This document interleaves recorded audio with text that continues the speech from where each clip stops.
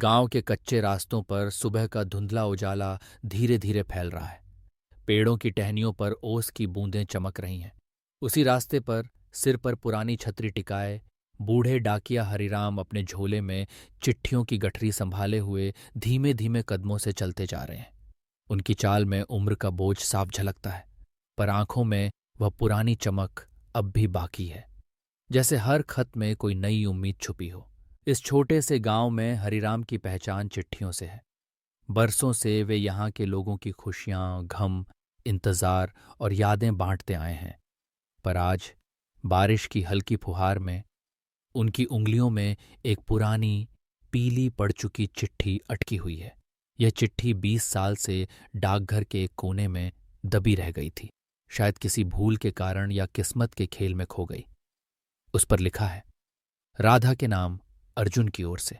हरिराम का मन बेचैन हो उठता है।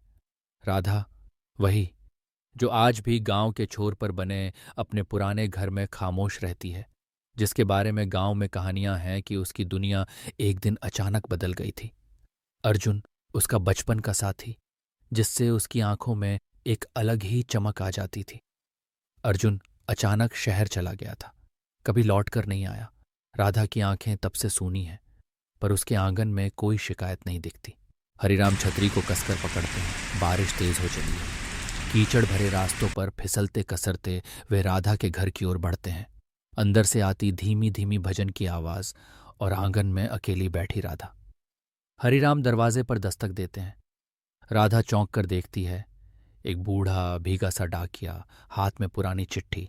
राधा बेटी, तुम्हारे लिए एक खास खत है। हरिराम की आवाज में एक अजीब सी कंपकंपी है। राधा सहमी सहमी चिट्ठी लेती है। उसकी उंगलियां कांपती हैं, जैसे बीते दिनों की परछाइयां लौट आई हों। चिट्ठी का कागज भीग गया है, अक्षर थोड़े धुंधले हैं, पर अर्जुन की लिखावट अब भी पहचानती है। राधा चुपचाप ताखे के पास बैठ जाती है। बारिश की बूंदें खिड़की से टकरा रही हैं। चिट्ठी खोलते हुए उसकी आंखों में पुराने दिन झलकने लगते हैं। अर्जुन का मुस्कुराता चेहरा, खेतों में साथ खेलना, पीपल के नीचे बैठकर सपनों की बातें करना, और फिर अचानक अर्जुन का जाना बिना अलविदा कहे। चिट्ठी में अर्जुन ने लिखा है, राधा, जब तुम यह खत पढ़ रही होगी, शायद मैं बहुत दूर हूं। शहर की भीड़ में तुम्हारी यादें हर रोज साथ रहती हैं। मैंने जो किया उसके लिए हर पल पछताता हूं। लौटना चाहता था, पर हिम्मत नहीं हुई। तुम्हारा चेहरा आंखों के सामने आता है तो दिल भर आता है। मैं जानता हूं मैंने तुम्हें बहुत तकलीफ दी, पर मेरा प्यार अब भी उतना ही सच्चा है। अगर कभी लौट सका तो सबसे पहले तुम्हारे आंगन में आऊंगा। तुम्हारा अर्जुन। चिट्ठी के आखिरी शब्दों पर राधा की आंखों से आंसू बहने लगते हैं। बरसों से जमी सूखी परतें जैसे पिघल गई हों।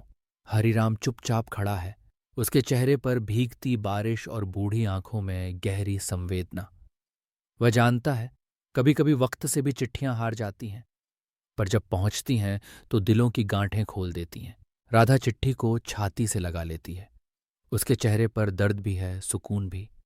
वह जानती है अर्जुन लौट नहीं सकता, पर उसका प्यार अब भी उसके पास है। इन अक्षरों में, इन आंसुओं में।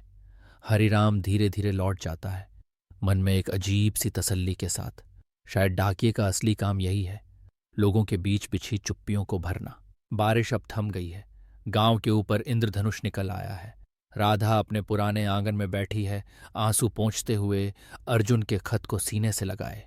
कहानियां खत्म नहीं होती, वे बस एक खत की देरी से बदल जाती हैं। कुछ चिट्ठियां देर से पहुंचती हैं, लेकिन जरूरी होती हैं। वे पुराने घावों पर मरहम रख जाती हैं और दिलों में अधूरी कहानियों को मुकम्मल कर जाती हैं।